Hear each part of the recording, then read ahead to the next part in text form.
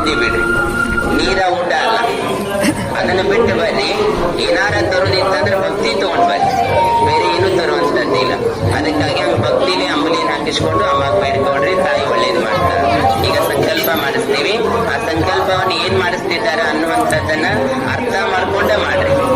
ಆಗ ಇಲ್ಲೊಬ್ರು ಮೈಕ್ ನಿಂತು ಹೇಳಿದ್ರು ನಾವೇನೋ ಕೇಳಿದೀವಿ ಅನ್ನುವಂಥದ್ದಲ್ಲ. ನೀವೇನ್ ಮಾಡ್ರಿ, ಏನ್ ಹೇಳ್ತಿದ್ದಾರೆ ಅನ್ನೋದನ್ನ ಕೇಳೇ ಮಾಡ್ರಿ. ಮತ್ತ ಆದಷ್ಟು ಏನ್ ಮಾಡ್ರಿ, ವಯಸ್ಸಾದಂತವ್ರು ಕೂಸಿರುವಂತವ್ರಿ ಆ ಮುಂದಿನ ಪಾಳ್ಯದಾಗ ಅಂಬಲಿ ಹಾಕ್ತಿರ್ತಾರೆ. ಇಷ್ಟು ಗದ್ದಲ್ದಾಗ ಮತ್ತೆ ಹೈರಾಣಾಗ್ಬೇಡ್ರಿ. ನಿರ್ಲಕ್ಷ್ಯತೆ ಇಲ್ಲಾರ್ದವ್ರು ಅಲ್ಲೇ ಮುಂದಿನ ಪಾಳ್ಯದಾಗ ಬಂದು ಅಂಬಲಿ ಹಾಕಿರ್ತಾರೆ.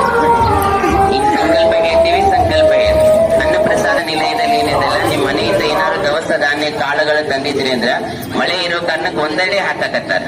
ನೀವ್ ಎಲ್ಲಿ ಬೇಕಲ್ಲಿ ಒಟ್ಟ ಹಾಕಕ್ ಹೋಗ್ಬೇಡ್ರಿ, ಒತ್ತಾಟಿನ ಕೊಡ್ರಿ.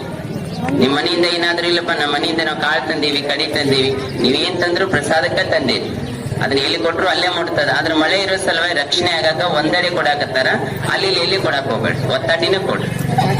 ಎಲ್ಲಾ ಭಕ್ತರು ಪ್ರಸಾದ ಮಾಡಿ ಹೋಗ್ಬೇಕು. ಅನ್ನಚಂದ್ರಕ್ಕೆ ಹೋಗಿ ಒಂದು ಗದ್ಲಿದ್ರು ಸಹಿತ ನಿಂತ್ಕೊಂಡು ಆ ತಾಯಿ ಆಶೀರ್ವಾದ ಮಾಡಿರೋ ಪ್ರಸಾದ ಅದು. ನೀವೇನ್ ಭಕ್ತರಿಗೆ ಹೇಳಿ ಹೇಳಿ ಅಂತಂದಿರೋ ಉಳಿಕೆ ಕೊಟ್ಟಿರ್ತಿಲ್ಲ, ಅದನ್ನೇ ಪ್ರಸಾದ ಮಾಡಿರ್ತಾರ. ಅದು ಭಕ್ತಿಯ ರಸ ಸೇರಿ ಪ್ರಸಾದ ಆಗಿರ್ತೈತಿ. ಅದಕ್ಕೆ ಪ್ರಸಾದ ಹಾಳು ಮಾಡ್ಲಾರ್ದ ಯಾರಾದ್ರೂ ಪ್ರಸಾದ ನೀರಾಕ್ ನಿಲ್ತೀನಿ ಅಂದ್ರೆ ನಿಮ್ಮದ ದೇವಸ್ಥಾನ, ಈ ಪ್ರಸಾದ ನೀರಾಕ್ ನಿಲ್ಬಹುದು, ತಂದಾಕಕ್ ನಿಲ್ಬಹುದು. ಏನಾದ್ರು ಸೇವೆ ಮಾಡ್ತೇನೆ ಅನ್ನೋರಿದ್ರೆ ಅಲ್ಲಿಂದ ಬಂದಿರ್ತೀರಿ, ಒಂದು ಅರ್ಧ ಗಂಟೆ ನಿಂತು ಸೇವಾ ಮಾಡಿ ಸಂತೃಪ್ತಿಯಾಗಿ ಸಮಾಧಾನ ಆಗಿ ಹೊರಡ್ರಿ. ಇಲ್ಪ ನಾವು ಮಾಡಕ್ ನಿಗಂಗಿಲ್ಲ ಅಂದ್ರೆ ನೋಡಾಕರ ನಿಲ್ರಿ. ಮತ್ತೆ ಭಕ್ತರಿಗೆ ಅದಂತ ಎಲ್ಲರ ಕಡೆಯಿಂದ ಬರೋದು ಅದೇ ರೀ.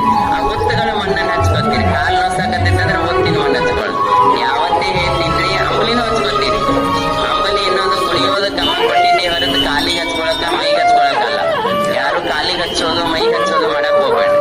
ಅದು ಅಂಬಲಿ ಎನ್ನುವುದನ್ನ ತಾಯಿ ಆಶೀರ್ವಾದ ಮಾಡಿ ಔಷಧ ಮಾಡಿರ್ತಾಳ. ಆ ಔಷಧವನ್ನ ಅಲ್ಲಿ ಚೆಲ್ಲುವಂಗಿಲ್ಲ.